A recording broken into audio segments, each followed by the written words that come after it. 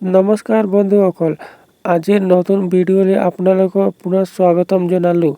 আশা কৰোঁ যে আপোনালোকে সবে ভালে আছেনে। আৰু আজিৰ ভিডিঅ'টো আছে জিকে 20টা প্ৰশ্ন উত্তৰৰ ওপৰত। আহক ভিডিঅ'টো আৰম্ভ কৰোঁ। আজিৰ প্ৰথম প্ৰশ্নটো হ'ল, ৰাজ্যসভাৰ বাবে অসমৰ পৰা সৰ্বাধিক কিমান সদস্য নিৰ্বাচিত হয়। আপোনাৰ অপশ্যনবিলাক হ'ল A 5টা, B 7টা, C 8টা, D 10টা। এই প্ৰশ্নটো শুদ্ধ উত্তৰ হ'ব B 7টা। দ্বিতীয় প্ৰশ্নটো হ'ল যে কোনজন ৰাজনীতিবিদ অসমৰ লৌহৰ মানুহ বুলি জনা যায়। অসমৰ লৌহ পুৰুষ কাক কোৱা হয়। এই প্ৰশ্নটো শুদ্ধ উত্তৰ হ'ব অপশ্যন C বিষ্ণুৰাম মেধি।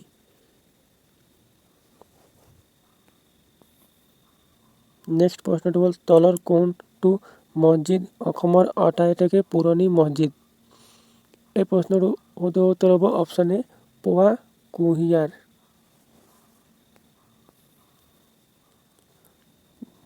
চাৰি নম্বৰ প্ৰশ্নটো হ'ল নিম্নলিখিত কোনটো বন্যজীৱ অভয়াৰণ্য ওদালগুৰি জিলাত অৱস্থিত। এই প্ৰশ্নটো শুদ্ধ উত্তৰ হ'ল অপশ্যন B বৰনদী। যদি ভিডিঅ'টো ভাল লাগিলে তেনেহ'লে আমাৰ ভিডিঅ'ত এটা লাইক আৰু চেনেলটো ছাবস্ক্ৰাইব কৰি থাকিবা। তো নেক্সট প্ৰশ্নটো হ'ল অসমৰ বনচুন বন গৱেষণা প্ৰতিষ্ঠানটো ক'ত অৱস্থিত। এই প্ৰশ্নটো শুদ্ধ উত্তৰ হ'ল অপশ্যন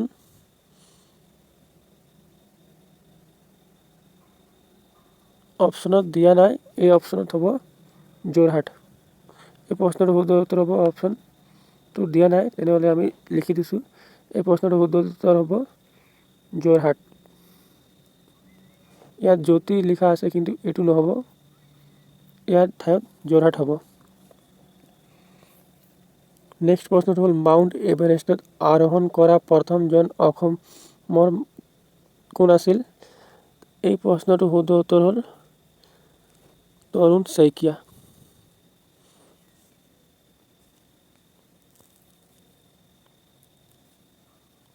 অঞ্চলৰ অনুসাৰি অসমৰ হৈছে ভাৰতৰ আটাইতকৈ ডাঙৰ ৰাজ্য। এই প্ৰশ্নটো শুদ্ধ উত্তৰ হ'ব অপশ্যন D 17তম।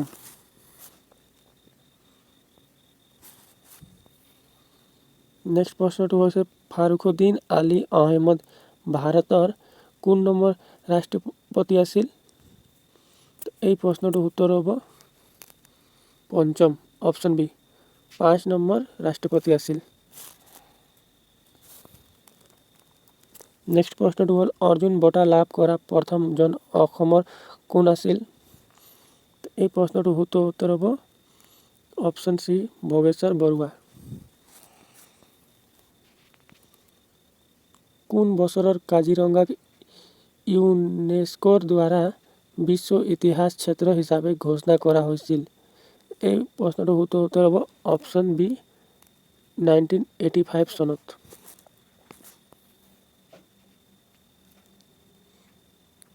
কেতিয়া মাজুলীক আনুষ্ঠানিকভাৱে অসমৰ জিলা হিচাপে ঘোষণা কৰা হয়। এই প্ৰশ্নটো শুদ্ধ উত্তৰ হ'ব অপশ্যন A ছেপ্টেম্বৰ 2016।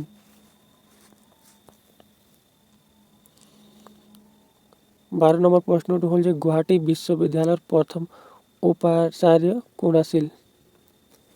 এই প্ৰশ্নটো শুদ্ধ উত্তৰ হ'ব অপশ্যন A কৃষ্ণকান্ত সন্দিকৈ।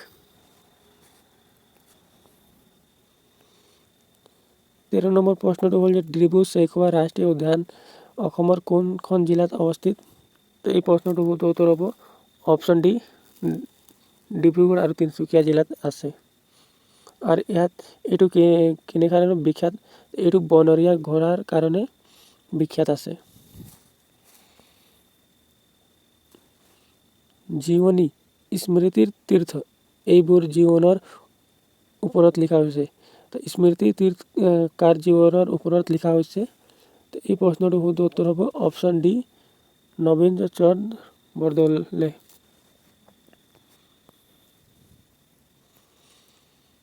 1963 চনত কোনখন ৰাজ্য অসমৰ পৰা পৃথক কৰা হৈছিল?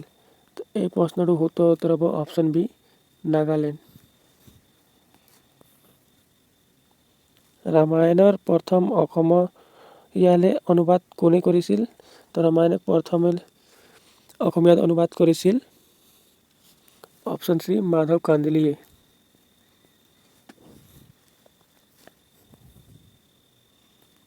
হেমকোষ নামৰ অভিধান সংকলন কৰা প্ৰথমজন অসমীয়া হৈছিল?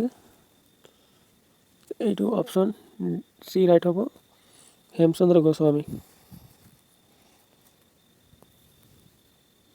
নেক্সট প্ৰশ্নটো হ'ল অঞ্চল অনুসাৰি কোনখন অসমৰ সৰ্ববৃহৎ জিলা? অঞ্চল হিচাপে কোনখন জিলা ডাঙৰ আছে? তো এই অপশ্যন ডি ৰাইট হ'ব কাৰ্বি আংলং।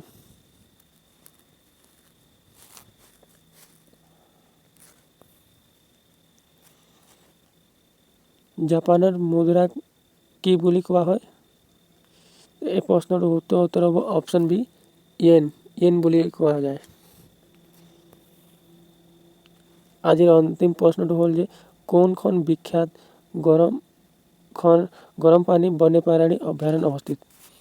তো গৰম পানী বন্যপ্ৰাণী অভয়াৰণ্য ক'ত অৱস্থিত আছে?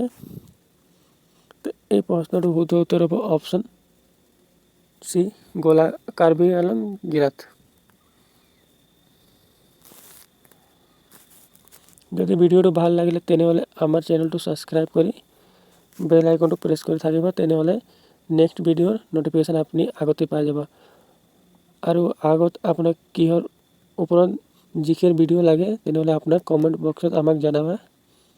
ধন্যবাদ।